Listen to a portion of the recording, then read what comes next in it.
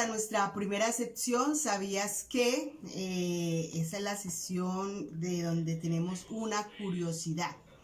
¿Sabías que el número de pestañas del párpado superior oscila entre las 150 y 200 pestañas? Y en la parte inferior tenemos aproximadamente de 80 a 90 pestañas. Nuestras pestañas miden entre 5 y 8 milímetros. Ese es su tamaño. Y a medida que nosotros vamos avanzando en edad, entonces nuestras pestañas van reduciendo la calidad. Se va perdiendo la densidad, se van poniendo más delgadas con el paso de los años y también disminuyen en cantidad. Además de esto, hablando de las pestañas, también tenemos que hablar de los parpadeos que hacemos cada 5 segundos aproximadamente. Si nosotros duramos 16 horas despiertos, entonces nuestros parpadeos se suman a 11.500 veces al día. Pero si hacemos el conteo de manera anual, entonces tenemos que decir que nuestro parpadeo es de 4.2 millones de parpadeos durante el año. Esta es entonces la curiosidad que traía en esta noche para cada una de ustedes. Luego nos vamos con nuestra siguiente sección, heroínas de la historia. Hoy traigo a presentarles a ustedes a una mujer llamada Mary McLeod Bethune. Esta mujer, Mary, era una mujer que ocupaba el 15º lugar entre sus hermanos. De 17 hermanos, fueron 17 hijos, y sus padres fueron esclavos y vivieron todos ellos bajo la esclavitud, aunque fue un tiempo donde había algo más de libertad. Sus padres disfrutaron de tener como buenos amos. Resulta que la mamá de Mary le lavaba y le planchaba la ropa a uno de los maestros de la zona, uno de sus jefes, y a Mary le gustaba acompañarla a aquel lugar porque allí había una guardería, y entonces ella, al ir a llevar la ropa con su mamá, podía coger los juguetes y jugar un rato mientras su mamá terminaba de hacer sus labores y de organizar la ropa que llevaba. Un día ella tomó un libro para mirarlo y un niño blanco se le acercó, le quitó el libro y le dijo que ella no sabía leer. Esto a Mary la impactó, y ella se preguntaba por qué los blancos leían y por qué los negros no podían leer. Entonces fue cuando ella se interesó en estudiar, y cuenta la historia que a través de la iglesia presbiteriana ella viene a realizar sus estudios primarios, y ella lo que aprendía iba y lo comunicaba a su casa, iba y lo compartía con sus hermanos y con sus padres, todo lo que ella aprendía. Pero también más adelante ella va a la universidad debido a que se le pudo dar como una especie de ayuda. Hubieron algunos benefactores que contribuyeron para que ella pudiera asistir a la universidad, y ella fue allí con el deseo de llegar a ser misionera en el África. Era el gran deseo que ella tenía de ir y llevar el mensaje del evangelio a África, y además de eso enseñarles a los niños a leer y a escribir. Cuando ella termina sus estudios, entonces se alista para ir a las misiones, pero la iglesia presbiteriana le dice que no hay vacantes, no hay posibilidad de que vayan a África misioneros negros. Ella, privada pues de su sueño, del gran deseo que tenía de ir allá, dijo luego: los africanos en América necesitan a Cristo y a la educación tanto como la necesitan en África. Ella entendió entonces que para ella hacer la obra del Señor y para ser misionera no lo tenía que hacer fuera de su país o donde ella vivía, sino allí en su propio país, en Estados Unidos. En el año 1996 comenzó a trabajar como maestra en Georgia, junto con una maestra presbiteriana. La fundadora del colegio donde ellas trabajaron, donde ella estaba trabajando, le inspiró porque esta mujer que fundó este colegio era una mujer que trabajaba una pedagogía muy amplia, donde las personas adquirían muchas capacidades y ella se sintió inspirada de esto y adoptó esas enseñanzas para mejorar la educación de las mujeres cristianas. Se casa en el año 1892 con Albert Bethune, tuvieron un hijo y su esposo la abandonó a los 9 años de casados aproximadamente. 2 años antes de que su esposo se fuera, ella tenía un sueldo de $1.50 y abrió una escuela, esta escuela para entrenamiento de niñas negras. Comenzó con 6 niñas y con su hijo, que también era estudiante ya en aquella época, y esas 6 niñas y su hijo entonces hacían el grupo al que ella estaba formando. Sus lugares de estudio eran con cajones, que eran los pupitres, y el escritorio de Mari era un barril volteado al revés. Con pocos recursos, ella hizo una labor muy hermosa. Dice que su trabajo fue muy activo y buscó mucho la integración racial, que no hubiera separación. Esta mujer, después de que funda su escuela, a los 2 años, entonces ya no tenía 6 niños, sino que ya tenía aproximadamente 200 niñas inscritas en su trabajo. Mari fue una mujer que hizo muchas cosas. Ella tuvo este colegio y fue la directora de este colegio durante 40 años. También fundó el Consejo Nacional de Mujeres de Nueva York. Ella trabajó como miembro de una asociación de mujeres de color, de la cual ella fue presidente en el año 1924. Fue muy buena amiga de Eleanor, la esposa del expresidente de Estados Unidos, Franklin Roosevelt. Ella fue una de sus asesoras. Fue directora de la División de Asuntos Negros y encargada del programa de capacitación piloto, donde se graduaron los primeros pilotos negros. Recibió muchos reconocimientos, ella recibió muchas medallas. Su organización universitaria se ha distinguido hasta el día de hoy porque todavía existe este colegio, esta universidad, y dice que se distinguió porque ella no hizo diferencia de nacionalidad, de razas, ni tampoco de religión. El deseo que ella tenía era de que todas las personas pudieran aprender. Vemos entonces que esta mujer hizo una gran labor misionera en los Estados Unidos.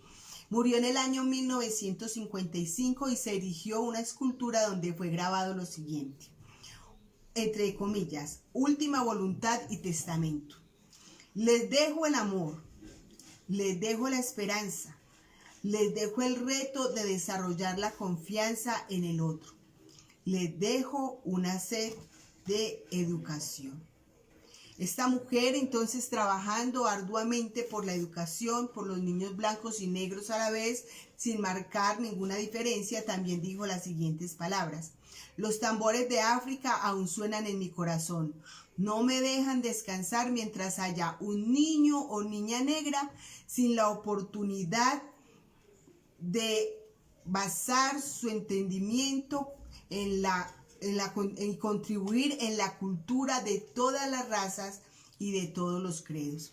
Ella tenía una gran pasión porque otros aprendieran y porque otros conocieran no solo a Cristo, sino también que tuvieran la posibilidad de aprender para ellos mismos autosostenerse, salir adelante, ser independientes y no depender de pronto de unos amos, porque además de que ella enseñaba en esos colegios o permitía la enseñanza del español y la matemática, también enseñaba algunas labores y algunos idiomas. Hacía posible de que los niños tuvieran muchas capacidades. Nos vamos entonces ahora para nuestra sección de vitalidad. Vitalidad. Voy a mencionar 2 versículos bíblicos para mirar cómo nosotros podemos vivir esta confinamiento que tenemos ahora los fines de semana, donde hay muchas personas que se sienten muy aturdidas por el solo hecho de no poder salir, bueno, también algunos por no poder salir a trabajar, a hacer sus labores, su economía es golpeada, pero nosotros como hijas de Dios, como mujeres de Dios, debemos de tener presente lo que nos enseñó el apóstol Pablo a través de Filipenses, en el capítulo 4, verso 8, donde dice: por lo demás, hermanos, todo lo que es verdadero, todo lo honesto, todo lo justo, todo lo puro, todo lo amable, todo lo que es de buen nombre, si hay virtud alguna, si algo digno de alabanza, en esto pensad. En este momento de crisis muchas personas se detienen solo a pensar en lo malo, en todo lo malo que puede ocurrir. Pero el apóstol Pablo nos recomienda mantener un pensamiento positivo, un pensamiento agradable, un pensamiento de esperanza, un pensamiento donde nos fortalezca el ánimo, nos fortalezca la vida. También en Filipenses, en el capítulo 4, el verso 11 y 13, Pablo dijo: no lo digo porque tenga escasez, pues he aprendido a contentarme en cualquiera que sea mi situación. Sé vivir humildemente y sé tener abundancia en todo. Y por todo estoy enseñado, así para estar saciado como para tener hambre, así para tener abundancia como para padecer necesidad. Todo lo puedo en Cristo que me fortalece. Y a muchos nos gusta repetir mucho este texto: todo lo puedo en Cristo que me fortalece. Pero es en estos momentos de crisis donde nosotros debemos de mirar si realmente tenemos la capacidad de adaptarnos a todo lo que Dios nos permite atravesar, como es en este caso de la pandemia. Y de esto hemos resumido y he sacado 10 tips o puntos que nos pueden servir y tener en cuenta, sacándolo de estos dos textos, para poder disfrutar este tiempo de encierro en tu casa, con tu familia, con tus hijos y también contigo mismo, porque es allí donde podemos también sacar un espacio para nosotros. Primero que todo, centrar el pensamiento en el ahora. Dejemos a un lado el pasado. No estemos como los egipcios, como los hebreos cuando salieron de Egipto, que siempre estaban anhelando las cebollas y estaban recordando su pasado, lo que había allá. Nosotros estamos viviendo un presente. Y nuestra mirada está en llegar a una meta y ese está en el futuro. Pero para nosotros alcanzar ese futuro tenemos que disfrutar el presente manteniendo nuestra relación con nuestro Dios. En segundo lugar, nosotros tenemos que aceptar las situaciones. Cuando nosotros nos negamos a aceptar los momentos que estamos atravesando, que Dios nos permite pasar, nos convertimos en personas rebeldes y en personas que tenemos una actitud arrogante y una actitud de altivez frente a lo que Dios permite atravesar o nos permite pasar en nuestra vida.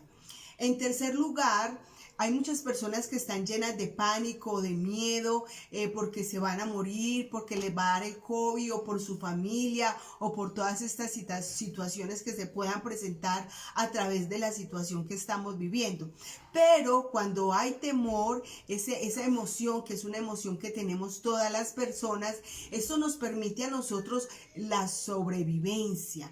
O sea, si hay tanto temor, entonces hay que cuidarnos, hay que cumplir con los requisitos que nos están dando nuestras autoridades, hay que someternos a lo que ellos nos piden y así de esta manera el temor puede ser una oportunidad para salir adelante, para ir avante. En cuarto lugar, debemos de crear unas rutinas diferentes y de hecho pues nos toca porque estábamos acostumbrados a otro tipo de rutinas. Asumir unas rutinas diferentes, debemos de levantarnos a una hora prudente, no dedicarnos todo el tiempo a dormir, sino levantarnos quizás a la misma hora, hacer nuestra rutina y sacar tiempo para estudiar la palabra, para meditar en ella, para escuchar mensajes, para ver películas cristianas. O sea, podemos ocupar el tiempo en muchas cosas, pero que realmente esas cosas me edifiquen y contribuyan a mi relación con Dios, a mi relación familiar y también a mi relación con mis otros familiares, aunque no los tenga presentes. saber en qué día estamos viviendo. Muchas veces las personas al estar en todo este confinamiento se olvidan de qué día es hoy. O sea, nos vamos al olvido de todas las cosas.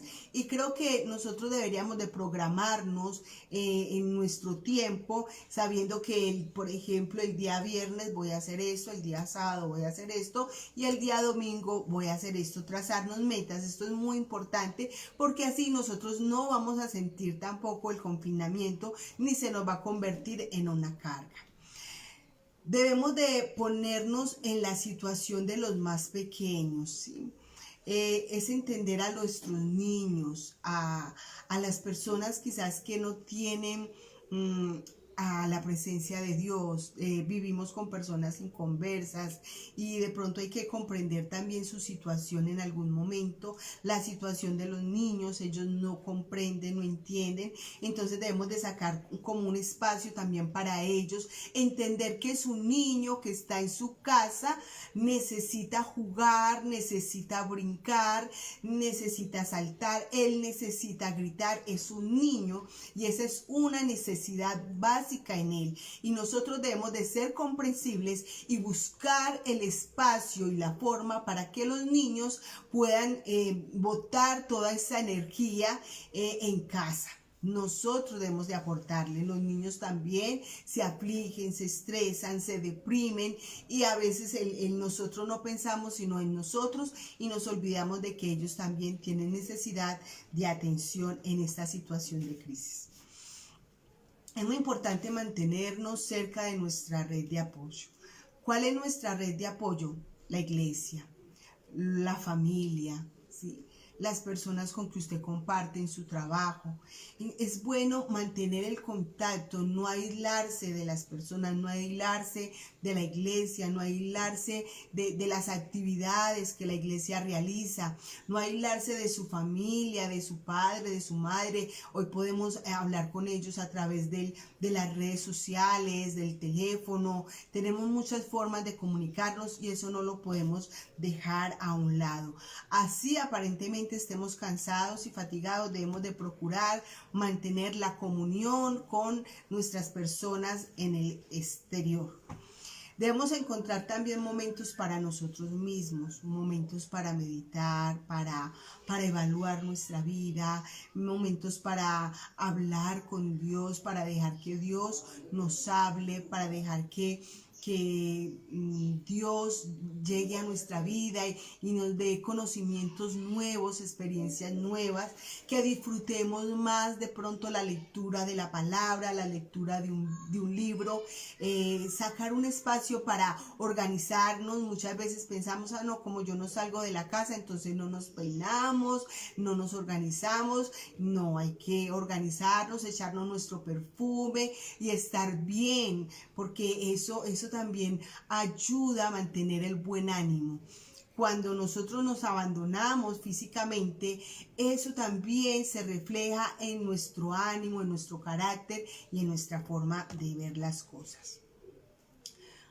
Debemos de ser conscientes de la realidad, ¿sí?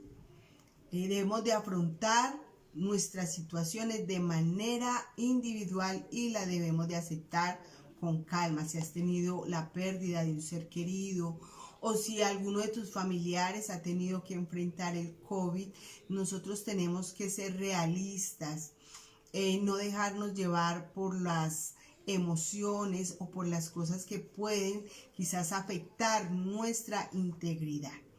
Y debemos de ayudar a todos nuestros contactos a sobrellevar la situación. Dar palabras de ánimo, palabras de aliento, aconsejar en momentos de crisis. Tú te puedes convertir en un instrumento de Dios, un instrumento valioso en este tiempo. Y aquí entonces nuestros 10 tips para sobrevivir a este tiempo de confinamiento. Ahora nos vamos para la parte más especial de este programa, que es a los pies del maestro. Y hoy vamos a hablar bajo el tema ¿qué nos pide Dios? Y he tomado como texto el de Miqueas, el capítulo 6, verso 8, donde dice: oh hombre, Él te ha declarado lo que es bueno ¿Y qué pide Dios de ti? Solamente hacer justicia y amar misericordia y humillarte ante Dios.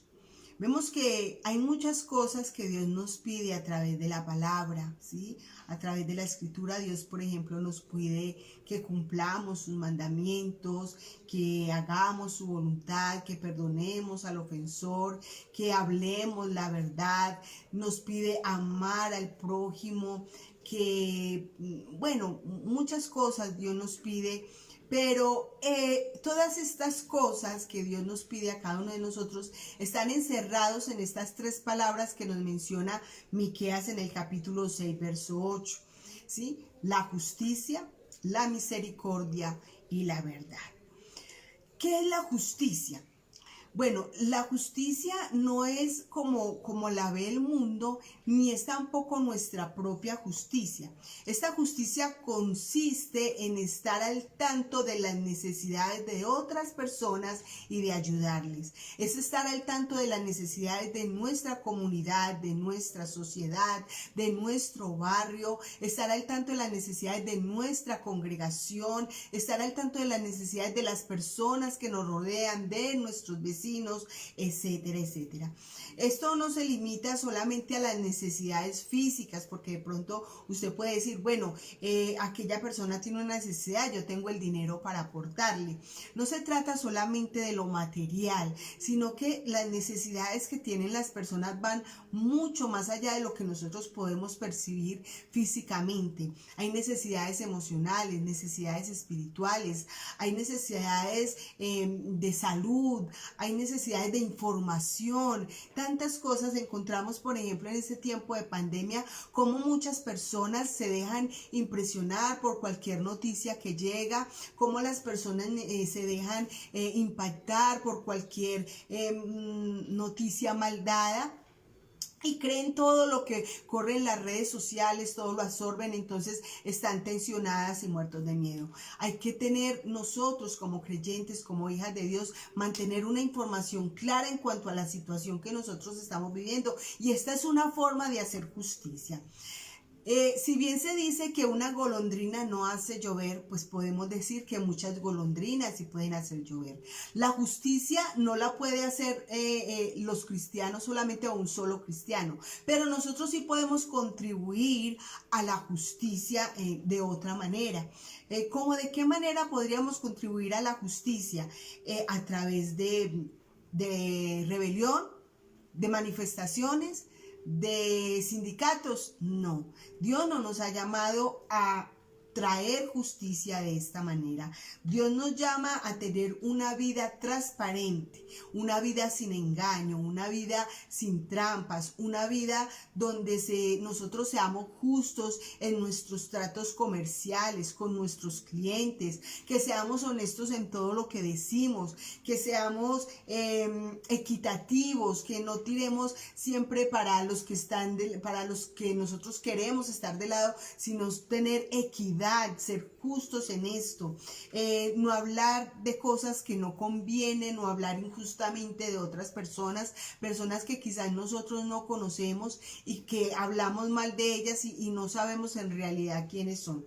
Eso hace parte de la injusticia. Cuando nos quejamos, hacemos parte de la injusticia. Cuando peleamos, cuando discutimos, cuando hacemos cosas que desagradan a Dios, estamos aplicando la injusticia. Y la palabra de Dios dice en Romanos que Dios nos ha dado nuestros miembros para que nosotros los pongamos a obrar en justicia. Y si hablamos de miembros, podemos hablar de nuestros labios, de nuestros ojos, de nuestros oídos, aún de nuestras manos y de nuestros pies. Todo lo que nosotros hagamos tiene que ser hecho con justicia. Actuar con justicia y ser justo y honesto y tratar bien a nuestros semejantes, ser sinceros y fieles, es lo que Dios quiere de nosotros. La segunda palabra de la que nos está hablando el texto es el de la misericordia. ¿Sí? Dios quiere que nosotros hagamos misericordia. En otras palabras, que nosotros tengamos una disposición para compadecernos del sufrimiento y de las miserias de otras personas. el Señor dice en otra parte, en otro texto, en un salmo, dice, misericordia quiero y no sacrificio. Y vemos que aquí este pueblo, el del que nos está hablando, Miqueas, ellos querían ofrecerle a Dios cosas y hacer sacrificios pomposos y muy llamativos, pero realmente lo que Dios estaba pidiendo de ellos era una actitud de corazón, una actitud compasiva, porque no había compasión. Así nosotros hagamos muchos sacrificios, así nosotros tengamos cumplamos con ciertos rituales, eso no significa que Dios esté agradando de nosotros. Dios busca de nosotros un corazón compasivo. Desafortunadamente, hoy en nuestra sociedad y aún entre el medio cristiano, mi esposo lo ha mencionado mucho a través de los programas, donde dice que nosotros como cristianos a veces lanzamos mensajes a través del Face, mensajes de insulto, mensajes de odio, mensajes de resentimiento, mensajes donde menospreciamos y decimos se merece la pena de muerte, se merece esto o aquello, cuando a nosotros como cristianos no nos corresponde tener este tipo de actitudes. ¿Por qué razón? Porque Dios es un Dios misericordioso y nosotros somos los representantes de Dios aquí en la tierra, las hijas de Dios, las hermanas en Cristo, somos las representantes del Señor, somos las representantes de la compasión y de la misericordia. No quiere decir esto que entonces nosotros vamos a hacerlo de manera discriminada. No, nosotros tenemos que tener misericordia de todas las personas desde el punto de vista como Dios lo ve, ¿sí? ¿Por qué razón?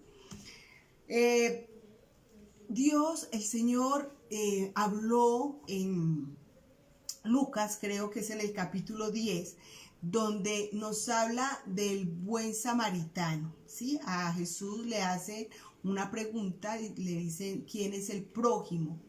El Señor no responde inmediatamente, sino que él cuenta una historia donde un sacerdote, donde un levita ven a una persona herida en el camino y pasan de largo. Ninguno de ellos se acercó. Eran los conocedores de la ley, eran las personas que conocían la ley moral de Dios. Y ellos se preocuparon más de pronto por cumplir esa ley ceremonial, donde dice allá en Levíticos que ellos no podían acercarse a un cadáver porque quedarían contaminados durante 7 días, quedarían inmundos por 7 días. Pero también está la ley moral de Dios, donde dice que hay que ayudar a nuestro prójimo y que hay que contribuir, suplir las necesidades de otros. Y en este caso, pues el levita y el sacerdote se limitaron solamente a cumplir su ley ceremonial, se olvidaron de la ley moral. Sin embargo, este samaritano, cuando ve a aquel hombre tirado en el camino, él sí se acercó. Él se acercó a él y le lavó, le limpió las heridas. Yo me imagino la escena donde él se acerca allí, mira si está muerto, si está vivo. Al fin y al cabo, el samaritano no tenía mucho que perder. Él no conocía mucho la ley y no seguían mucho estas leyes. Para él esto no era quedar inmundo. Si él iba y tocaba esta persona, si estaba muerta, pues bueno, había que dejarla ahí o buscar la forma también de sepultarlo o de llevarlo a algún lugar. No podía tampoco dejarlo, y no es humano dejarlo ahí para que se lo comieran los buitres o los animales. Este samaritano se acercó. Dice que fue movido a misericordia, fue compasivo, ¿sí? Estuviera muerto o estuviera vivo, la compasión lo condujo a acercarse a él. Se acerca y cuando se da cuenta que está vivo, entonces venda sus heridas, le limpia con aceite y con vino para fortalecerlo, para levantarle el ánimo, y dice que lo monta en su caballo, o en su mula o en su burro, bueno, llevaba allí un animal, una bestia, y lo monta allí y se lo lleva a la ciudad, lo lleva a un lugar donde era una posada, un restaurante o un hotel, un lugar donde llegaban los viajeros y se hospedaban y estaban allí por una noche o dos mientras hacían sus negocios. Y esa noche el samaritano lo cuidó esa noche, pero al siguiente día él ya no lo podía cuidar. Tenía que ir a hacer lo que tenía que hacer, su diligencia, cumplir con su compromiso. Sin embargo, él sacó de su dinero, de su bolsillo, le pagó al encargado del hotel, le dijo que por favor se lo cuidara.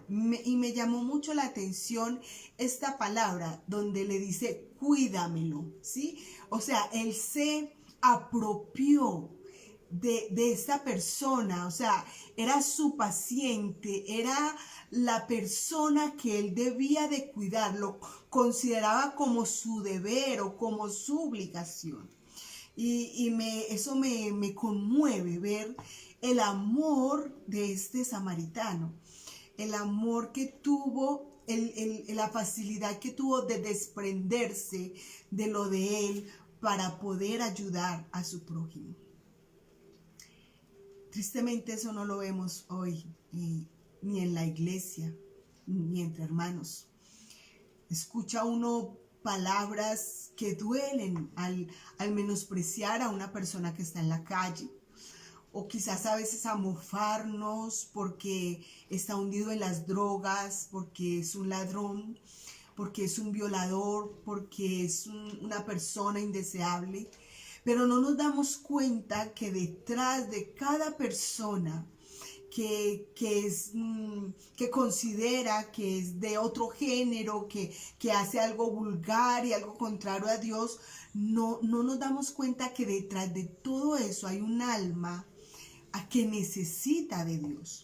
Hay un alma necesitada, hay un alma ciega por el pecado, hay un alma que no ha oído, no ha escuchado la voz de Dios, el llamado de Dios, que necesita una experiencia con Dios. Esa es la compasión que Dios está esperando de nosotros. Muchas veces nosotros manifestamos compasión con palabras. Qué pesar, pobrecito. Pero realmente eso no sale del corazón. Porque es que la compasión nos exige a nosotros. La compasión nos exige bastante, nos exige de nuestro tiempo, la compasión nos exige de nuestros bienes, interrumpir nuestros planes, interrumpir quizás nuestros deseos. Eso implica la compasión. Renunciar a todas aquellas cosas que puedan satisfacerme a mí. La Biblia nos habla, y los evangelistas nos hablan en varias ocasiones, sobre la compasión que Jesús tuvo. Y de hecho, podemos decir que todo lo que Jesús hizo mientras estuvo aquí en la tierra, todo, absolutamente todo, lo hizo por compasión, por el amor que Él sintió por nosotros, la compasión, ver la miseria en la que estábamos. Estábamos perdidos, no teníamos otra opción. Él era nuestra salvación, Él era el único que podía facilitarnos la reconciliación con Dios.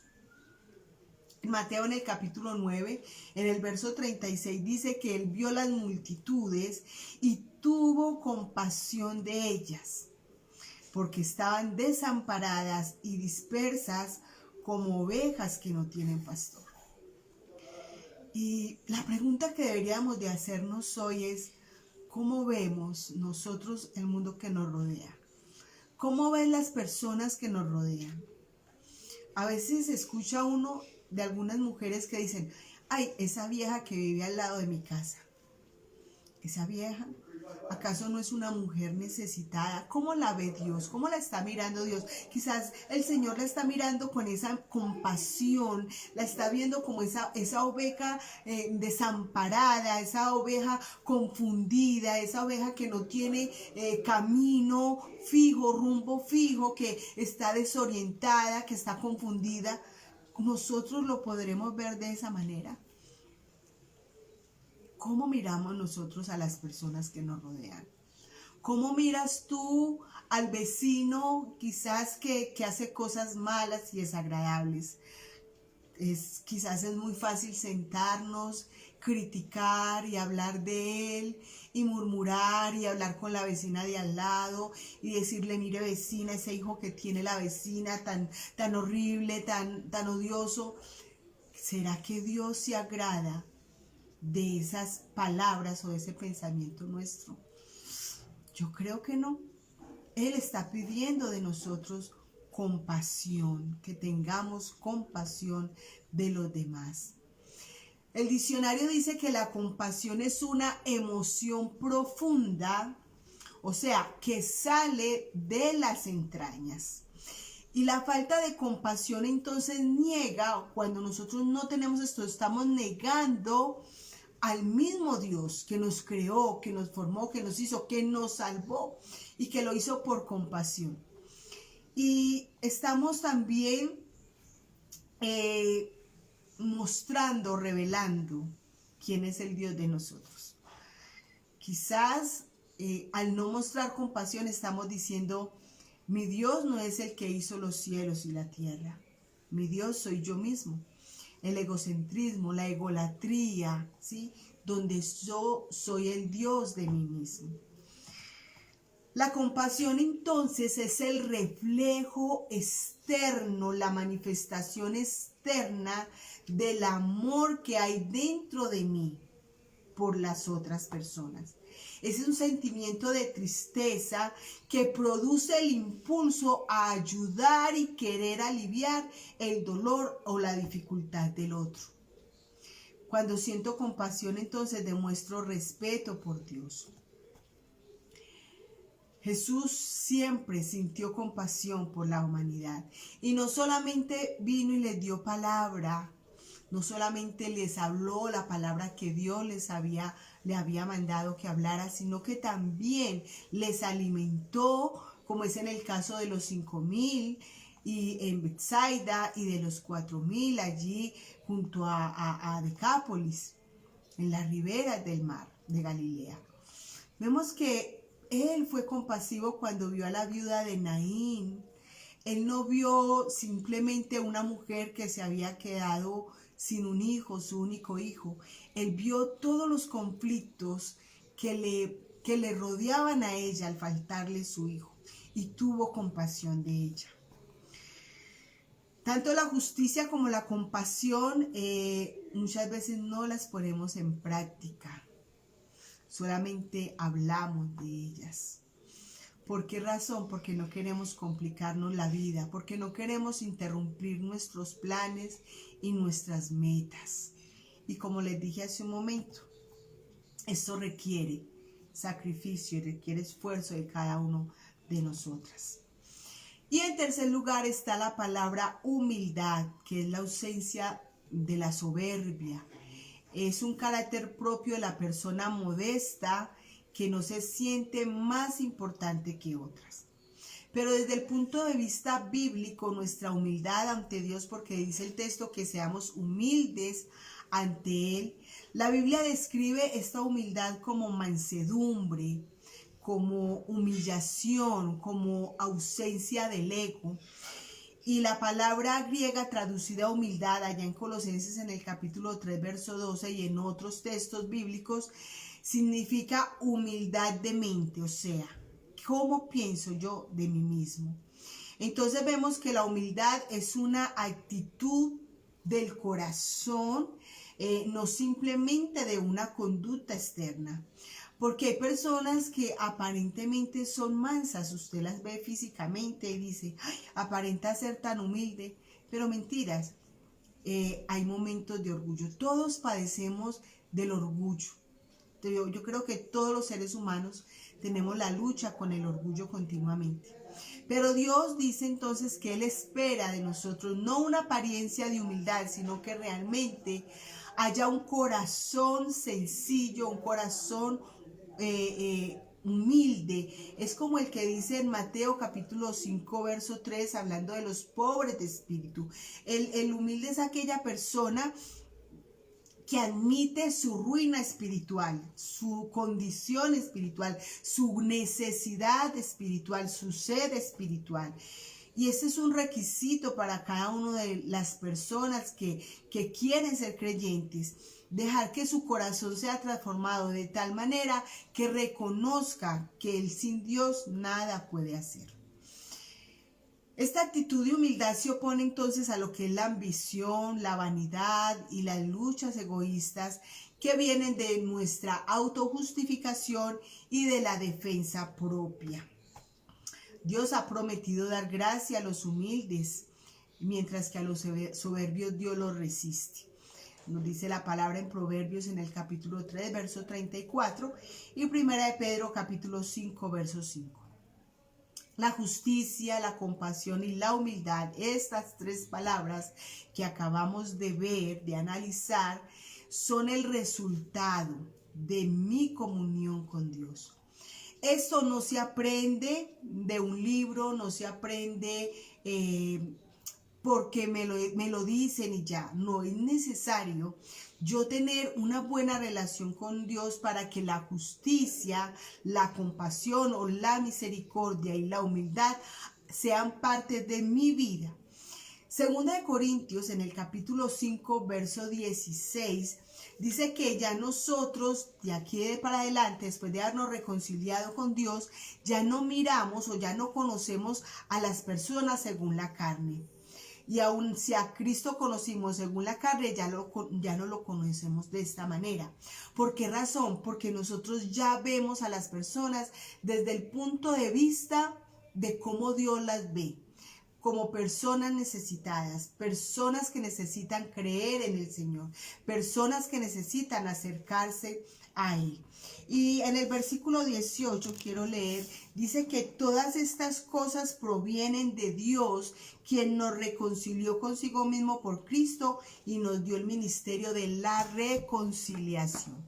Vemos entonces que esta justicia, esta compasión y esta humildad provienen del Señor. Y aquí la importancia de que nosotros hagamos nuestra parte. ¿Cuál es nuestra parte? Mantener nuestra relación íntima con el Señor, una relación que sea visible, que se externalice con nuestras acciones y con nuestra forma de vivir. El resultado o estas cosas también se llevarán a cabo o serán el resultado de obedecer a Dios por amor, no por ley, sino por amor, porque realmente haya una entrega a Él. Y también es el resultado de tener en cuenta de las consecuencias que sufrirán las otras personas al no solucionar su condición. También estas tres palabras harán parte de nuestra vida como resultado de la gratitud que nosotros tengamos a nuestro Dios. Así de que Dios hoy nos pide que hagamos lo bueno, que es hacer justicia, misericordia y ser humilde ante Él.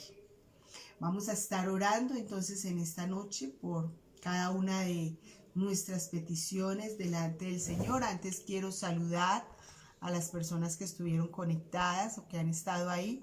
La hermana Lina María Hernández, Dios te bendiga, mi amada hermana. Dora Granda, nuestro hermano Miguel, Gloria Vasco, Dios les bendiga, gracias a todos. Daniel Castañeda, perdón, ay, ¿qué pasó acá? Dios mío. Ay. Sí. Daniel Castañeda, Elvia Hernández, María Elida Quintero, Rosa Elvira Pérez, Gloria Vasco, ya la leí, Angelita Parra, Manuel David Vega Pérez, Lina María nuevamente, Dios me les bendiga, Mercedes Serna Marín y William Castañeda.